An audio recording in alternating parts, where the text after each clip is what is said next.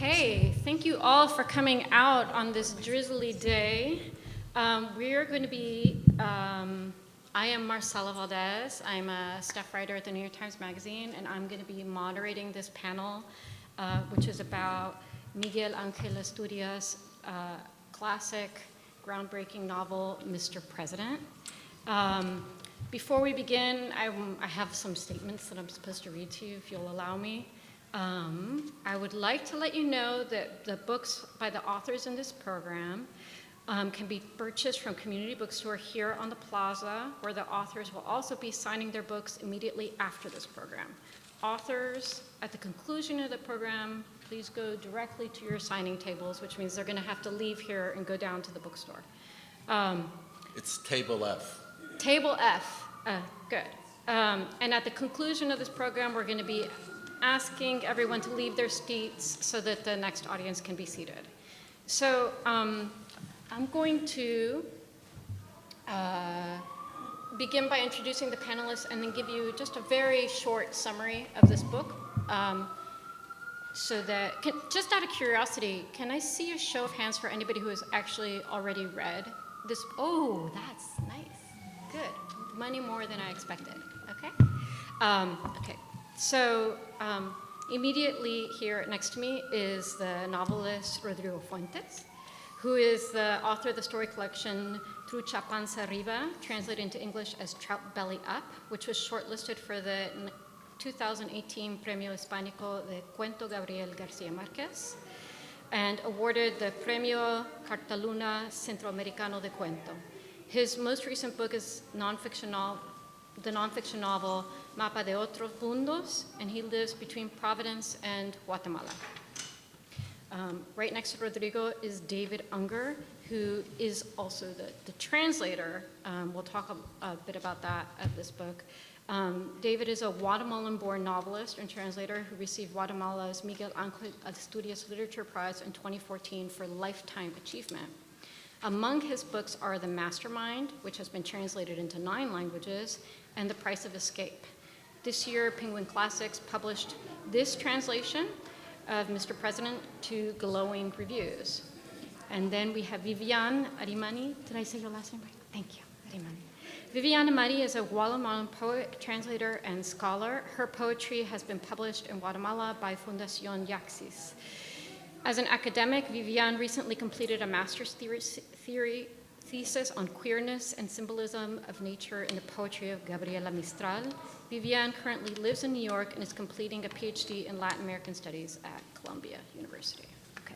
So this novel, Mr. President, is a really foundational text in Latin American literature and was a tremendous sort of cornerstone in what later became the more famous boom of Gabriel Garcia Marquez, Mario Vargas Llosa, Carlos Fuentes, several other authors in there, and the famous magical realism, which people called, of that movement. But this book in particular tends to be overlooked in that account of Latin American literature.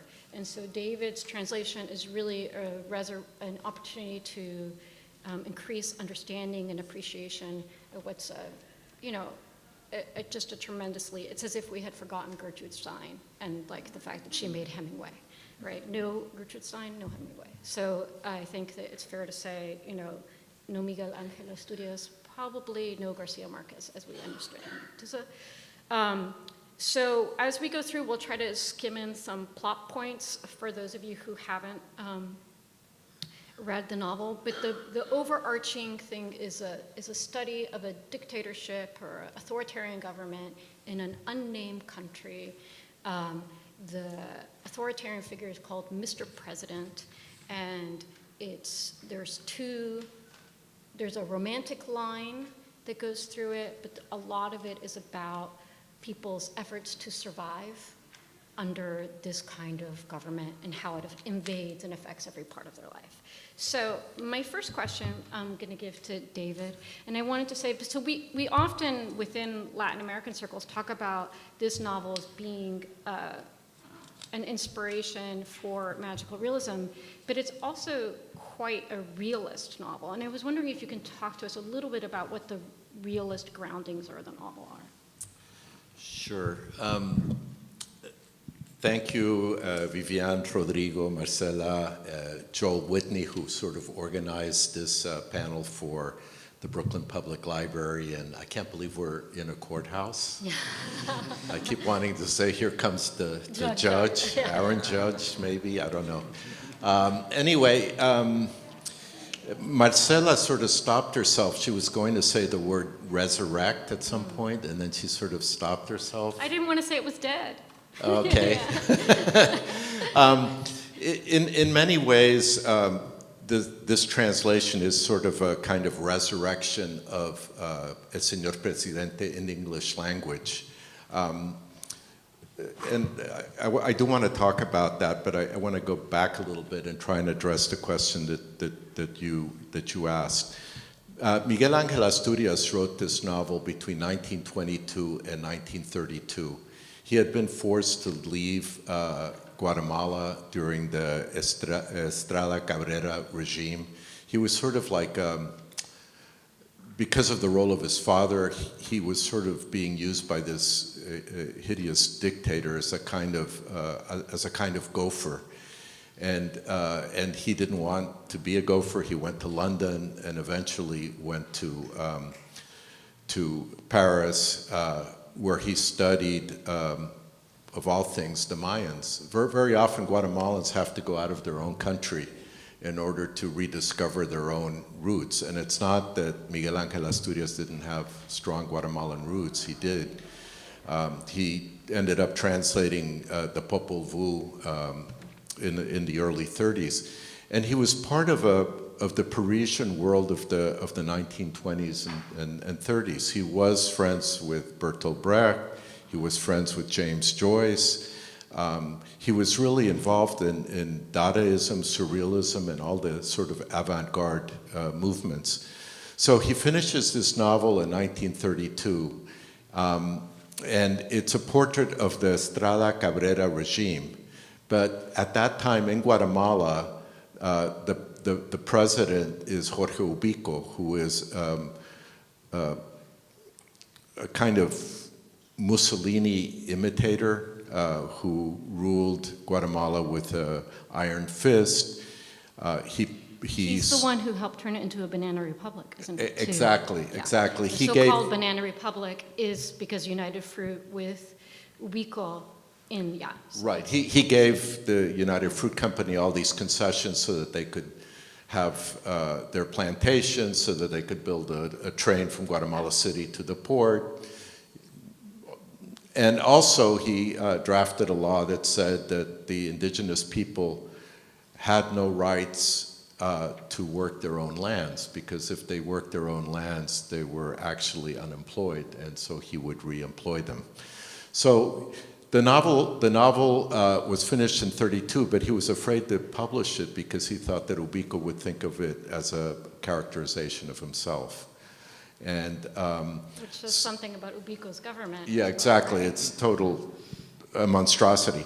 So it wasn't published until 1946 in Mexico in an edition supported by and paid for by his mother, and it went nowhere. But finally in 1948 it was published in Argentina with Luiselli, and people recognized that this was really a great novel. It was a great novel because it was the first portrait of a dictator, one of the first dictator novels, and we're familiar with the other ones like Yo el Supremo, La Fiesta del Chivo, The Feast of the Goat, and even Autumn of the Patriarch. Yeah, Autumn of the Patriarch by Garcia Marquez. And the translation into English wasn't done until 1962. It was done by Francis Partridge, who was a British translator. And the translation was characterized by lines like, "Oh, blimey, here come the coppers." And that's really not much of a Guatemalan lingo. And there were many words that in that novel that are not part of our daily language, like tamales and tacos and lufas, pastes, as we call them in Guatemala. So the novel comes out in 1962, but it's a very dated book in terms of what's happening in the United States. It's really, as you mentioned, it's the dawn of the boom. It's the dawn of the publications of novels and short stories by Cortázar, Vargas Llosa, Borges, who is not part of the boom, but prior to the boom. And so it comes out in this rather shitty translation. And in 1967, he's bestowed the Nobel Prize in Literature for El Señor Presidente and other novels, including Leyendas de Guatemala, and Hombres de Maíz, Viernes de Dolores, a whole bunch of novels. And he picks a fight with Garcia Marquez. And Bad move. Yeah, Very bad move. yeah, very bad move. And he accuses Garcia Marquez of stealing ideas for Cien Años de Soledad from Balzac. For those of you who don't know, Garcia Marquez before he became a famous novelist, worked in advertising, and he was very good at marketing too. So those who turned against him did not usually fare so well, right? I actually wrote an essay about my friendship or non-friendship with Garcia Marquez. I met him 3 times in my life. We'll have another panel about that. Yeah, it's called Ghostwriting Gobble. It's kind of interesting. So he picked a fight with the wrong person, and then he stupidly accepted the ambassadorship to France under era Julio César Montenegro, ¿verdad? Guatemalan president that was not of the military, but he was sort of later on controlled by the military. So his reputation sort of plummeted, even though he won the Nobel Prize. So the novel is a depiction of a reality, but it's a reality that goes back more than 120 years. Maybe we could skim a little bit some of the elements of realism, like that might have stuck out to any of us. Vivian, is something in particular about the realism that chimes with your understanding of Guatemalan history too? I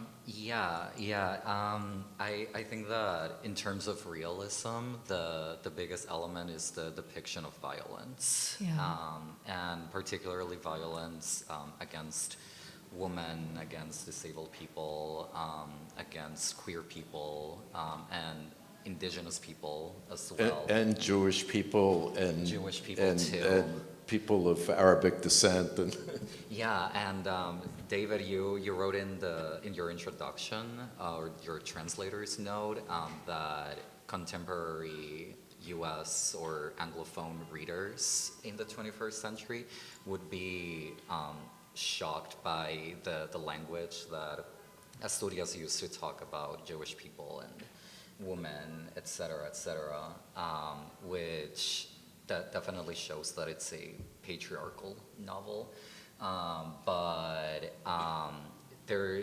it's interesting because even though there is a certain element of diminishing through language these people, I think Asturias was also very aware of the marginalization of minorities during this regime. There's a lot of mothers throughout the novel, and I don't want to say a lot about that. For those who haven't read it, I'm trying to not spoil. Yeah, there's a couple plot points related to that, right? But like for example, one of the most shocking depictions of violence is against a mother. In a jail. In a jail. Which is probably, do you think that's maybe an accurate, because he worked on human rights committees, right? David, did I cut you off? Were you about to say that? No, it's a stunning chapter in the violence against women and the violence against motherhood and the violence against children. and it's done in a very graphic fashion. I don't think he would have, Miguel Ángel Asturias had a great imagination, but I think that was part of the realism that you're that these are not addressing. really invented scenes. Of These are not political invented scenes. Torture or innocent people. And can you tell us, Rodrigo, what about the realism really stuck out for you as well? No, I just wanted to pick up on something that both of you said, because it's certainly, it's Señor Presidente, right? And the dictator is at the center of the novel, but is also kind of an omnipresent, invisible kind of force that affects all characters, whether he's there or not, or his people are influencing events or not. But in a way, the novel is also like it slices through society. It's like an X-ray of Guatemalan society at the beginning of the 20th century. And in fact, you start the book with this scene of these homeless men living outside in front of the National Palace in Guatemala. So even from the get-go, you have this sense of the connection of the most powerful, almost unassailable, distant person, and the impact that that person will have on all kind of segments of society. And one thing is, I think the question of realism is interesting because on one hand you read it, or I read it, and I guess this happens to all of us, and we're like, wow, this is totally Guatemalan. But the language, the colloquial nature of the language, the slang, the humor, and that's, I think, part of the feat of translating this book is how do you translate culture, right? And it's not only culture that you're translating, but I think it's also a vision of Miguel Ángel Asturias, particularly in a way in which he interpreted Guatemalan orality and turned it into writing, right? So I think on one hand, it is an X-ray of society, and it does show in very realistic and difficult ways. It's almost like Balzac or Dickens in that way, the way it goes from like the very low to the very high, and the drawing rooms of the rich and the fights of the homeless people, and shows how they're all connected in a very Dickensian sort of way that can be quite powerful. But the thing that this novel is also quite famous for is these kind of more surrealistic elements that were the part that inspired later. And I was wondering, Vivian, would you like to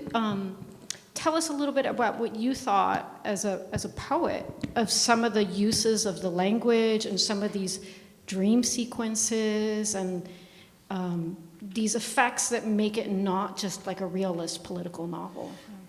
That was actually one of the things that make this such a fascinating work of literature, which is that if I were to describe this novel with one word, I would say it's playful. Mm-hmm. It's playful in its usage of language. There are several passages where Asturias is almost switching prose for poetry. There's a lot of parts that read just like a poem, basically, and it's a very interesting contrast with the lyricism of the language and the depiction of violence, which I think that connects also with some moments of comedic relief that happen. Mm-hmm. There were a lot of parts where, as a reader, you get really frustrated because you're like, this is so overwritten and so like overly lyrical, and it comes off almost as like melodramatic and very, very like 19th, since you were mentioning Dickens, very like 19th century overly lyrical prose, but then there's some like hidden little gems of comedic relief within the prose, which it was so clever of him, and I think that counterbalances the over lyricism of the prose. Could you maybe give an example for all the people who haven't read the book of like one of the, and if you can't think of one, I have a few, but just of one of the kind of fantastical elements or uses of language that really struck you for its vividness? There's a chapter, I believe in the second part. The novel is divided into 3 parts, and I believe it's on the second part. There's a chapter where the president is witnessing a group of people chanting to him, and there's the description of the talking cow, and the talking cow is a derogatory nickname for a person. But then the chapter begins with the description of somebody milking a cow. And that's, for example, a moment where Asturias was very clever in the way that he structured the chapter, because it started with the description of a cow being milked. When the character of the talking cow appears, you like immediately think of like a literal cow who's talking. And then towards the end of the chapter, the president goes back inside his room and he starts crying and he's super moved. And you know that The talking cow, all she does is praise him, right? Like, everything in this world is good because you are the president. That's the talking cow's role. And what's interesting is that, you know, the talking cow is one of the toady sycophants that are always around the president, which I think one of the dimensions of this novel is that it makes you think of Bolsonaro, and it certainly makes you think of Trump. And sort of the sycophants that are, you know, Kevin McCarthy, who are constantly, you know, they can be stepped on, kicked, bruised, and abused, and they still bounce back for more abuse from Trump. And you see that in this novel, you know, of 100 years ago. I'm sorry, I didn't mean to. No, we're all talking here. We're all talking here. Yeah, please. I actually wanted to Rodrigo. pick up on something that you mentioned, Vivian, which is the humor, which, as I was reading it this last time, I was just struck by how funny so many moments are. And you usually think, I mean, it's a dictator novel, right? And there's an element, it's kind of a political thriller too. So I agree, there's lyrical parts that kind of distance you a little bit from the action, but then it picks up again and it like drags you back into the story. It's a very astute, as you said, narratively, how Asturias moves between different rhythms. But the humor, it's just present in the puns, there's like a slapstick humor that you encounter a lot. Keystone Cop-ish, like, yeah. And that's kind of surprising, like the variety of registers. And since you're mentioning the surrealist influence on the book, and that's, as David said, from also Asturias' years in Paris in the 20s. There's also this Mayan myth of Toil, which is the deity for the fire, and very kind of connected to human sacrifices. So that kind of surrealist drive to go to the kind of foundational myths for the collective unconscious of a society, it's very present in the book as well, through his Asturias going to the Mayan myth and kind of connecting that figure of Toil to Señor Presidente, to Mr. President. And he weaves in and out of that in a very, well, clearly elegant but compelling way, and that's another feat of the book, I think. And of course, there's a character who is the poet, right? I mean, what do you think of that character, Vivian? Oh yeah, He actually recites poetry. There's songs and poems in it too. It's very formally innovative in that way. Yeah. But the poet is kind of a problematic figure, right? Yeah. What's interesting about the poet is that it's an example of a moment where Asturias, as the author, inserts himself into the narrative in a way, because Asturias did publish poetry, not just fiction. And I think he was more prolific in poetry than prose. I would say when you go to bookstores in Guatemala and you go to the Asturias section, it's like several tomes of poetry by Asturias. And as David had mentioned, Asturias had to leave Guatemala in exile, and the poet also kind of pisses off the president in the novel. Right. And so that's why I interpreted the presence of this character as the author inserting himself. And he is like introspection as his role as a writer, as a poet, as a public figure, and as somebody who, as an intellectual too, is defying the regime and the dictatorship. Now, you guys are all, I mean, novelists or poets, and I was wondering if we could talk a little bit also. I'm going to have a little bit of a passage, which I'm going to read a bit. Let's just give you a feel for one of these surrealist moments. There's a character who witnesses a murder, and comes home and he's very drunk, and he kind of has a bickering thing with his wife, and he's trying to fall asleep, and he's looking at his hands, and it's sort of a Macbethish moment, and he says, you know, an eye passed over the fingers of his hands like light from a small lamp, from pinky to middle finger, then over the ring finger, then from the ring finger to the index, from the index, an eye, a single, solitary eye. It's the eye of the murdered man that's haunting him, and he develops this actually quite wildly into like a scene where like the eye dominates the entire room, and you can like kind of imagine like a Dali painting of this big eye over it. And I'm wondering, you know, you guys all do this kind of work. As a writer, why do you think that he's going there? He could have written just a kind of very realist political novel with all the elements of it, but he does then go into these places where he has like, I mean, I pull out many passages like this where connected to the plot, not just randomly, he'll go off on this kind of wild, imaginative thing that takes you to a different place. I think the element that you're referring to is sort of like the surreal element, and by surreal, it's based on reality. It's an extension of reality. It's connected to the dream and to the imagination, and the I is. By the character, I think it's Lucio Vasquez who sees the eye? No, it's Genero Rodas, I'm sorry. Whose The wife translator is doesn't even the know. one who ends up in prison later, yeah. You know, he feels guilty. He feels guilty for having witnessed a killing from a guy who he was trying to get a job from. And so he's not able to, in any way, remove that eye that's following him. So I think his use of surrealism is never really gratuitous. I think it's really related to what's happening in the novel.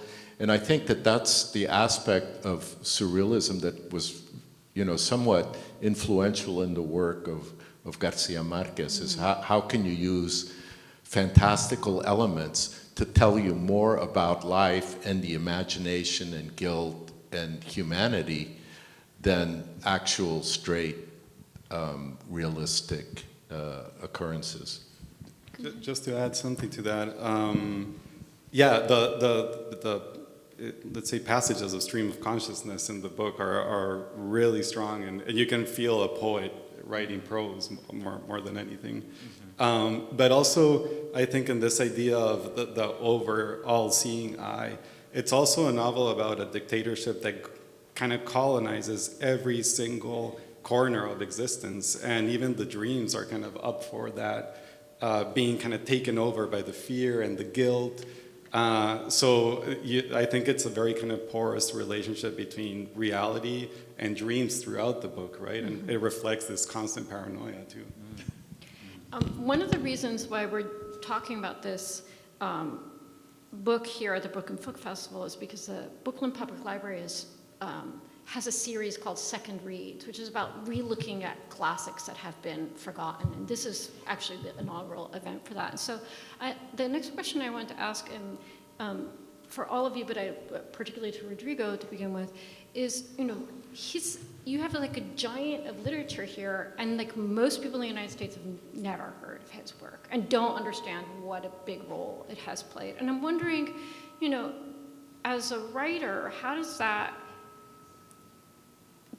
maybe it doesn't, have any effect on you when either you sit down to write or when you talk to people about your your work or your national literature, or even when you go out on the market to try to sell a book. If you could say, I'm Colombian, I come out of the tradition of Garcia Marquez, everybody knows what it means. It's like, so, and obviously we all read beyond our national borders. I don't mean to be reductive in that way, but I wonder if you have any thoughts of what it means to have such an important thing sort of forgotten from the canon. I feel even for myself, reading Miguel Ángel Asturias, that experience has changed throughout the different attempts I've made and different books. So I think it's also a writer that changes a lot depending when you read him, is my impression, at least personally. But then in terms of the Garcia Marquez for Colombia or the Pablo Neruda for Chile, on one hand, that is kind of a guiding star and you feel kind of accompanied by these great writers. On the other hand, it's a big shadow to have over you in the way Chilean writers or poets were to an extent writing against Pablo Neruda, and Colombian writers have to write against Garcia Marquez. And I've never felt the shadow of Asturias as an oppressive kind of presence, rather as an inviting, very unique voice in the Guatemalan narrative landscape. And when I think about the other narrators in Guatemala, novelists. Yeah, I don't know where that ringing is coming. I think is it they're too close? Yeah.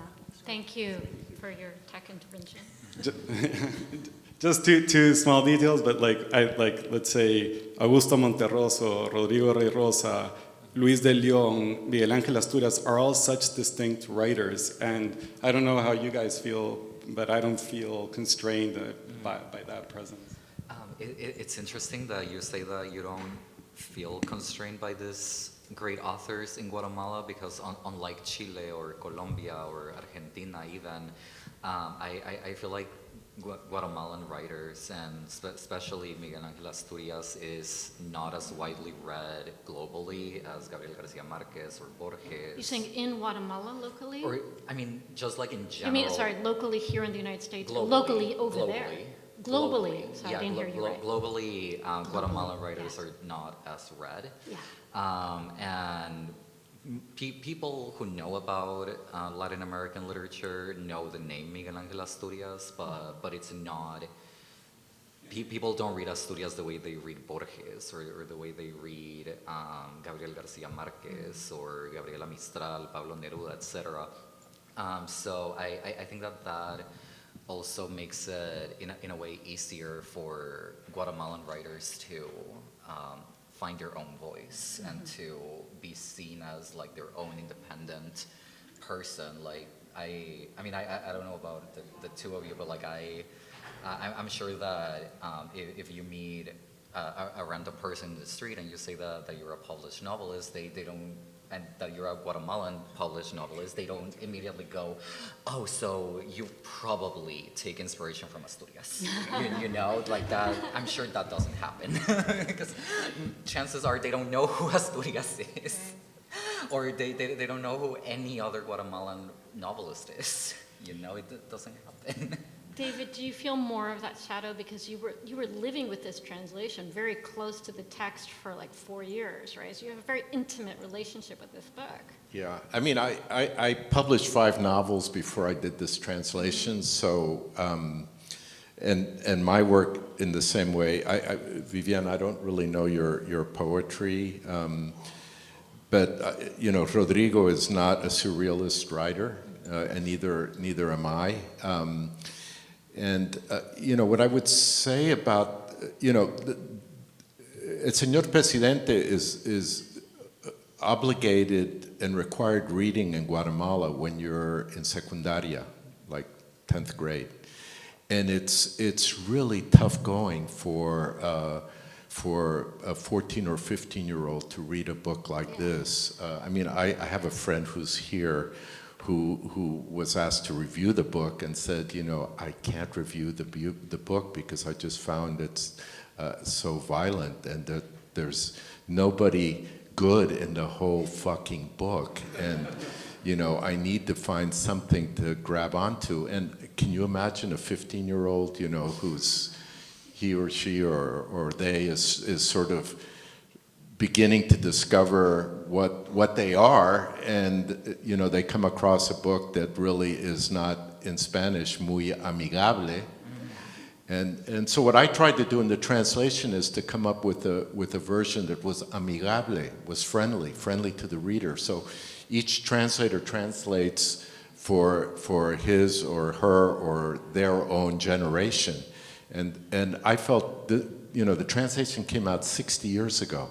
And it's a brilliant book. Gerald Martin has an amazing introduction where he says, he's so spot on. He says, the greatest writer or the greatest novel of the 20th century is El Señor Presidente from Latin America. I mean, he says it. He said it's not 100 years of solid. They may be more complete novels and more essential novels, but I don't think Vargas Llosa, Isabel Allende, Elena Poniatowska even would have been able to write the books that they wrote without this book. It all started here. Yeah, it's like, yeah. And it's, each chapter, there are 42 chapters, they're short chapters, and they're titled chapters. It's a book that really invites the reader. I mean, we've talked about all the sort of heavy and sad and difficult aspects of it, but it's really a novel that really invites you in. I think we just have a couple minutes left. I want to see if there are any questions out in the audience. Let's start over there. You were fast. You first. I wanted to, so when I ordered this book, I wanted to teach it in Pakistan to my college students. And I remember having to write to this random publisher in Illinois called Waveland Press. They somehow were publishing, had the rights to this. And they sent that copy, it took a long time. But the reality, outside of the US, people are living it and it spoke to that reality. Yeah, I mean, Waveland tried to block my publication, so. I think one of the great things about this translation is not only is it an exquisitely done and like really a pleasure to read, but that introduction that David was referring to is in this edition, so it really helps set the whole political context for this book to understand where that came from too. But yes, it's like just as a practical matter to just be able to hop on Amazon and order it now is just wonderful. You had a question too? Oh, sorry, did I skip your question? My question was, I would say that Asturias was actively written out of American sort of. And when you see the review that comes out for the Green Pope, I believe, in the New York Times, they roundly kind of dismiss it.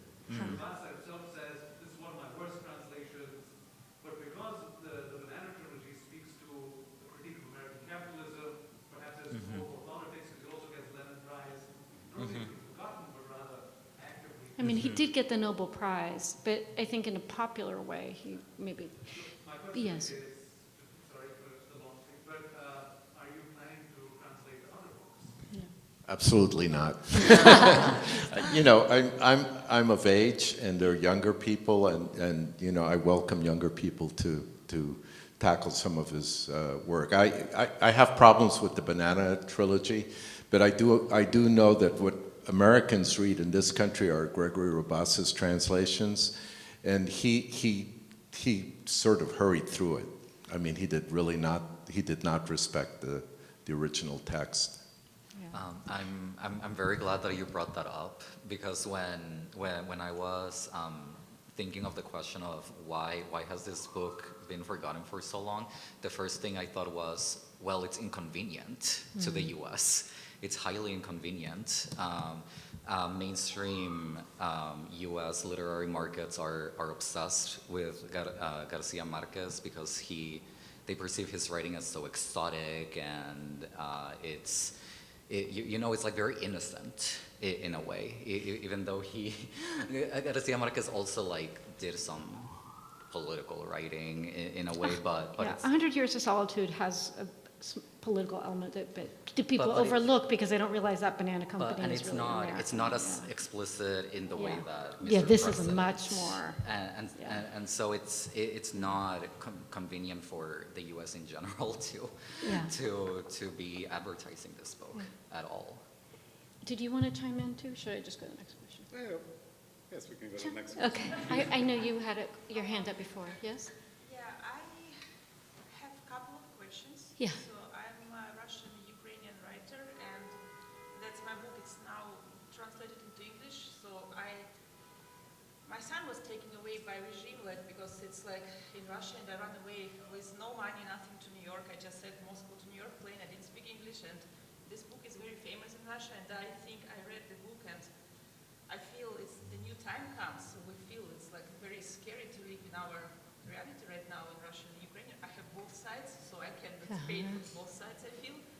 And one question, why it's ended up so cruel and bad, and second question, because I have You mean why is the ending so cruel and so bad? cruel, Yeah, because it's I kind of, as a person, like our people looking the answers right now, and I feel that the book is on time, but I feel that I don't want them to read it because it's like a noir movie, right? It doesn't, like, you know, the way a noir movie never really has a happy ending. You want Yeah. to have hope at the end of the tunnel, and that's kind of what do you think, why it's ended up, and where is the hope for people who are really living right now? I think like it's more than novel for many countries, and especially our countries. And second question, as the foreign writer, so my book is about just small person, usual woman who try to like just be still alive in this situation, and where I can find the help to publish, because I feel this book planted a tree, and I was in Wuhan before that. I was in 70 countries, so I feel that life, like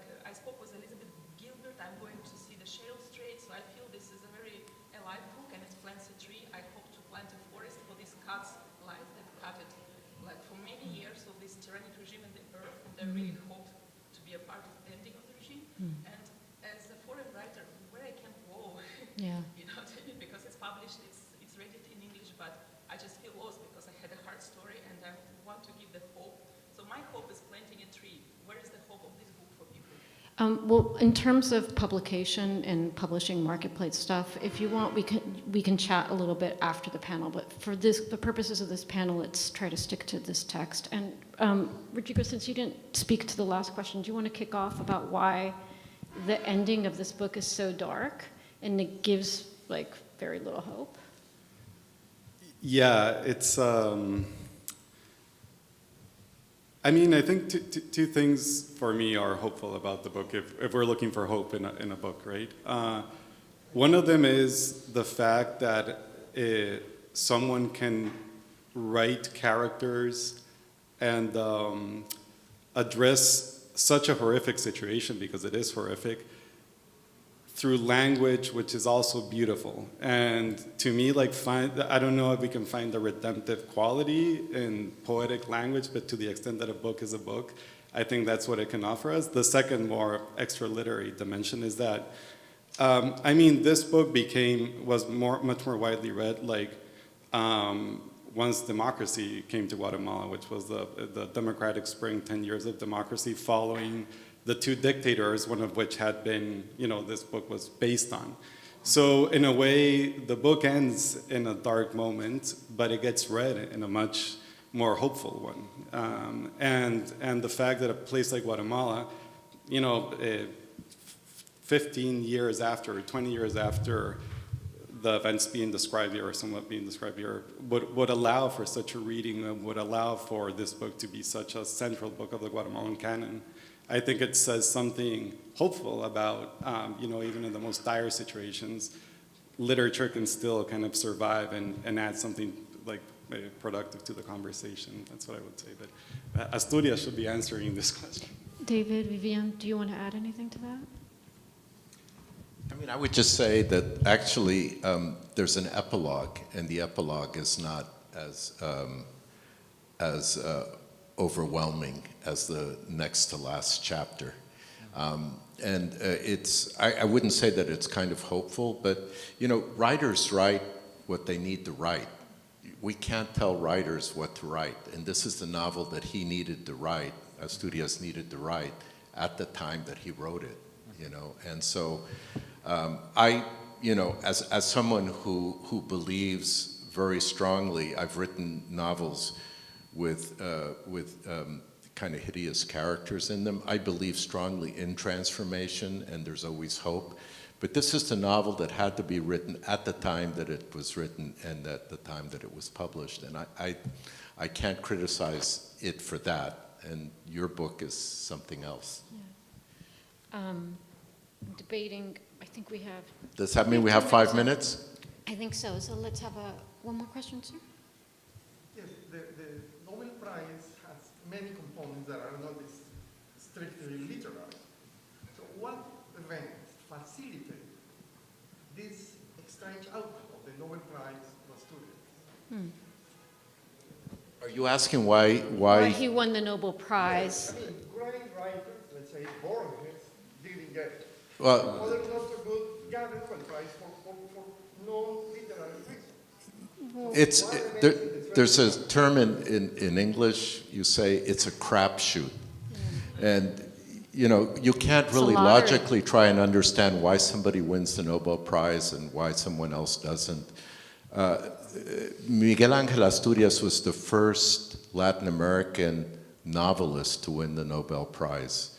Gabriela Mistral won it, I think, in 1946? 45. And it's not just for a single work, it's for a lifetime of work. Miguel Ángel Asturias has published at least 15 novels and at least 5 or 6 huge volumes of poetry. So it's really for a lifetime achievement. Any other questions? Yes, ma'am. So as a translator on this particular work, there was such a great register from the fantastical to the poetic to the political. Which was the most difficult? Well, as I write in the introduction, there were 250 parts that I did not fully get. And so I contacted 2 Guatemalan writer friends who tried to help me figure things out. Though this novel was written and completed in 1932, it's dealing, you know, with a Spanish that is no longer used anymore. Words have fallen out of usage. So I had a difficult time trying to figure out what certain terms and perhaps inside jokes might mean, and puns. And some of these puns were able to be figured out by my friends and some were not. And so, you know, I had to leap over the ravine, otherwise it would sink. I think to close, I'd like you each to just maybe pick one particular scene or moment of dialogue or something in the book that really stands out in your memory to share with the readers, to just give them a stronger flavor of just like exactly what the writing is like. I can begin if that will give you time to think, since I'm springing this on you, right? There's a scene when a woman is released from jail because she has been sold by the person who trumped up her charges to a brothel. And she arrives at the brothel, and for reasons that I won't disclose now, she's in a tremendous state of grief. And she's standing like this in the brothel because she's got something in her arms. And the men are circling around her because she's the new girl, right?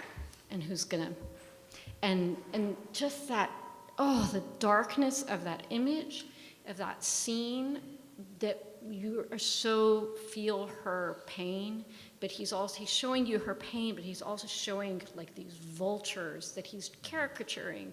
To me, felt like the way that he gets at this kind of tenderness and interior emotions, and also just the darkness of the world that these characters are operating in. So why don't we just go down the line? Rodrigo, you want to go next? Well, I'll try to balance it out. Yeah.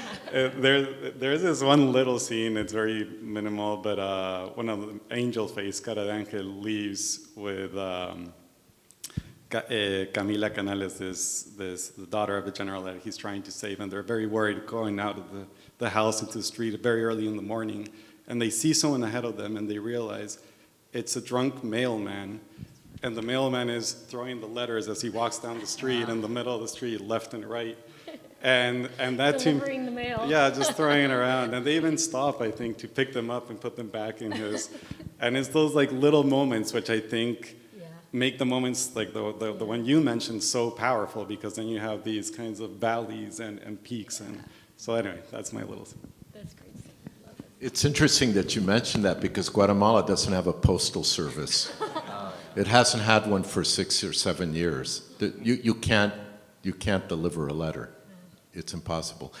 I actually like and love chapter 12, which is about Camila, which is, it introduces the beginning of the film industry and people seeing films for the first time. She is so kind of beautiful and innocent, and I think of this novel as much as it's a portrait of a despot and a dictator. I also think, and we've discussed this, that it's really a novel of love. She sneaks away with her nanny to go to the movies, right? That's a chapter, right? Yeah. Vivian, So go I also love chapter 12 because that's a chapter where the linear narrative gets interrupted, and we start to get a sneak on the past life of Camila before things happen to her. And I also love the descriptions of going to the movie theater, and which go in hand with one of the main imagery of the novel, which is light and seeing. The novel literally starts with a description of light and candles. And Now I had to reread the book and watch for that, in that theme. So it's very perceptive. Yeah, of you. there's like so many like moments, but this was like my second or third time reading this. Well, my first reading it in English, but there were several instances where I highlighted very random moments where a candle appears and where light in general shows up, and those were some moments that I really valued.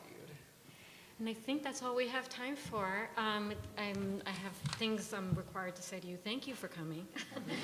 The authors will now sign their book at the signing table, community bookstore. The signing table is at the bookstore, is that right?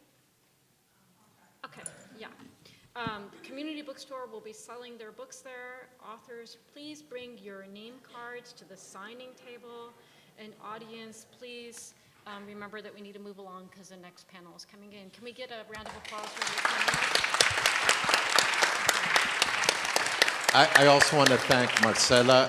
I think she was a terrific moderator, really amazing. Thank you so much. We can talk if you want, but let's do it outside so we don't.